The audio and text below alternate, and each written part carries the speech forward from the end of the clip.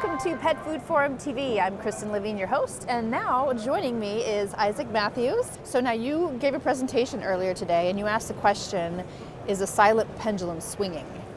What does that mean?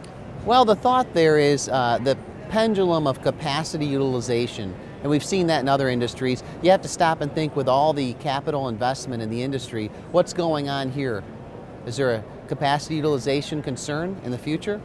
And the answer is? The answer is I don't know. Okay. The purpose of the presentation really was to spark some industry dialogue to talk about and think about with the expansion of manufacturing capacity. About $1.3 billion has been announced publicly in the last 5 years. And I would argue that that number is probably 2x that's not publicly announced, because generally speaking, companies that are public versus private, they may not announce that they're building a plant or they're expanding internally.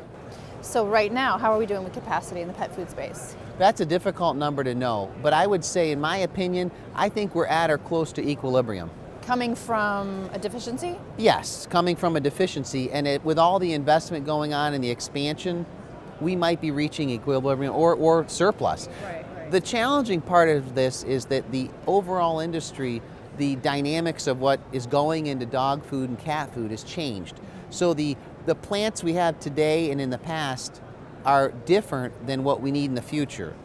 Old plants they called brown and ground, corn-based diets and things of that nature, feed mills, and now there's high inclusion, raw meat, specialty, limited ingredient, and those plants need coolers, special extruders. So you have to ask the question, is that capital investment required or is it expanding capacity?